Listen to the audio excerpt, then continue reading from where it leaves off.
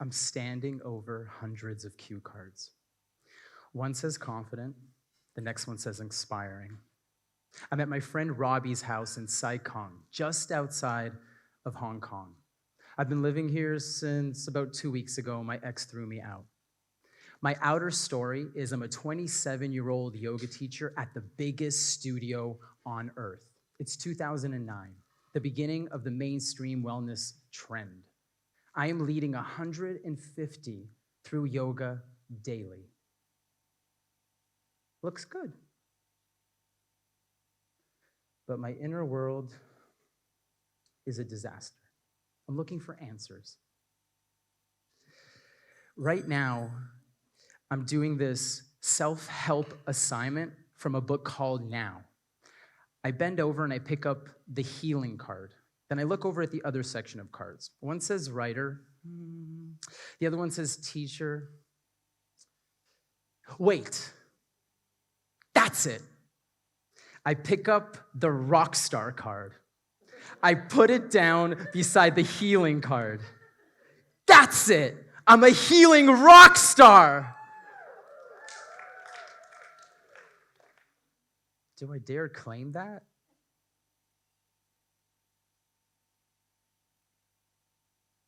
My dad and his friend are at the kitchen table. They're talking. I run in with excitement. Papa, WrestleMania 6 is going to be in Toronto. Can we go? He looks at me. And he says in his accent, Lawrence, dismissed. And then he looks back at his friend and he starts laughing. I look back and I scream, no, you're dismissed. He stands up, starts walking in my direction. I have to move fast. I run, he runs. I hide in the corner behind the plant in front of the windows. My 9-year-old frame is lit up by the bright sun. He takes off his belt. It has a 2x4-inch rectangular steel buckle on it. It's a weapon. I can see his red face through the leaves. I leave my body. It feels like I'm watching this on TV. Is this real? My dad was brought up in the Soviet Union. My granddad was tough as nails, and to prove it, he had a bullet wound in his right foot that he would always show us. My dad got to experience those nails on a daily basis. And now as the steel hit me, so did I.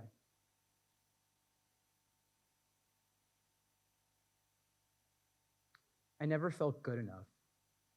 I always felt like I had to do more. I had to prove myself to get loved. I would do anything to show everybody that I was on top of my game. I would go anywhere to take the bigger opportunity. I would pretend anything so nobody ever saw who I really was. I need to make it. And I need to make it big.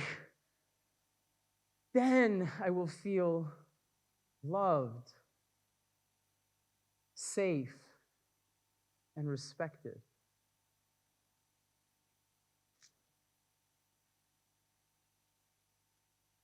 A month and a half into university, I get called into the University of Western Ontario accounts office.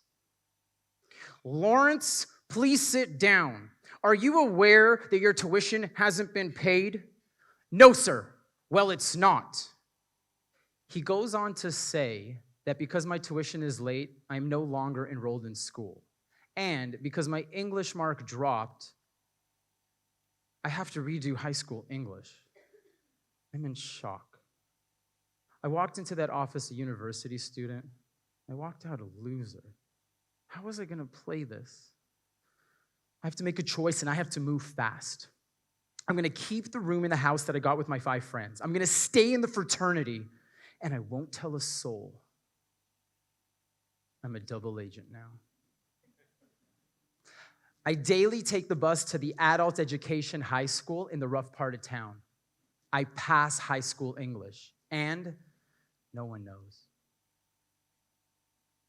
I look good, and the charade continues.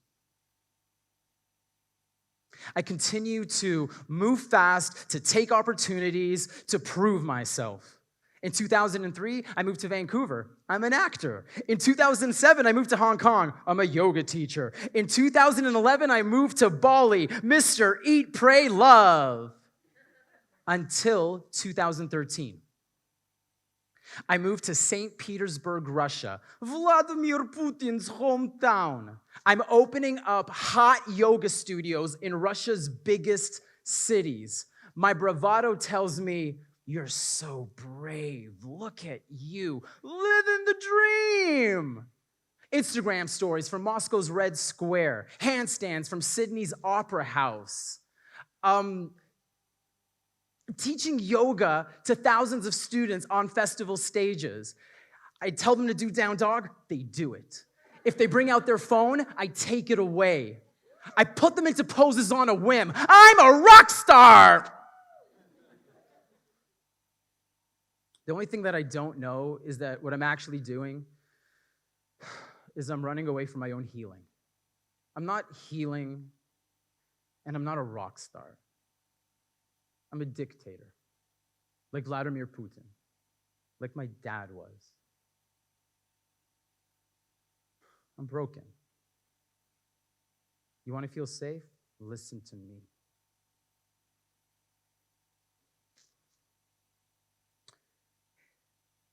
It's 2020. I take a group of Russians on a yoga retreat to Bali. They leave as the world starts to shut down. I stay. Welcome to Vinyasa with live music. I'm standing in the center of a room with 88 people. It's Bali's biggest yogashala. To my right is Embark, the most soulful musician from Java, Indonesia. Have I finally made it? Am I finally a healing rock star?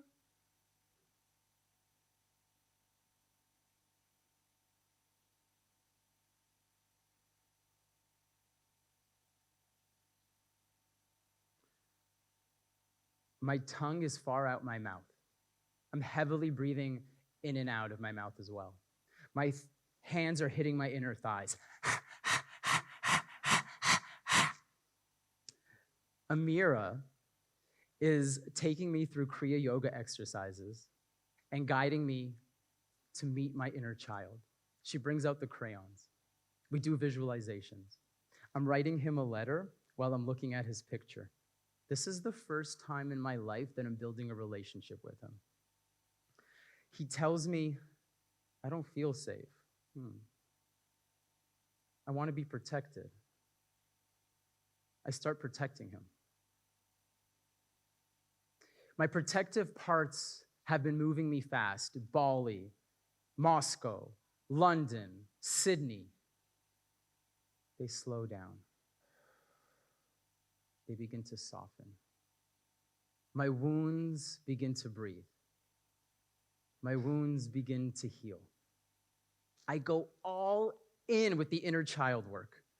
I'm walking through rice fields. People think that I'm talking on the phone or I'm talking out loud. But as I'm weaving in and out of farmers and motorbikes on the little track towards the field, I'm having a full-on and open, out loud conversation with my inner child. I notice I feel jealous. I learned by studying the profound work of internal family systems that this feeling is a younger part of myself that doesn't feel safe, and this is how he's protecting himself. I tell him, it's okay to have this feeling. In fact, thank you for this feeling. It slows me down. It keeps me from disaster. He feels seen, heard, safe. With an understanding and compassion, he heals. I heal. It is clear to me that my access to healing is through safety. When I feel safe, healing occurs. When others feel safe, healing occurs. The students are all over the place. Some are in down dog, others are in child's pose, some are in random shapes. And I don't care. I no longer have to control, prove, or force. I just say, do whatever you feel like doing. Lift your heels, bend your knees, and jump to the front of your mat. Inhale, rise up.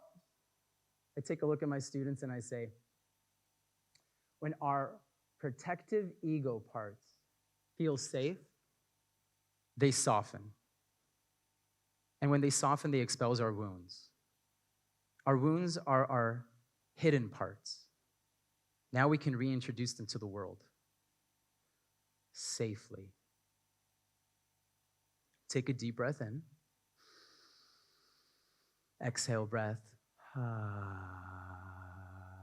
But only if you want to. My intention now is to make them feel safe. And whether they choose yes or no, it doesn't matter. They're still softening. The only person that can heal you is you. And the only person that can heal me is me. Turns out, I am a healing rock star for me and my inner child. I learned, for me, that healing only happens in a space of feeling safe.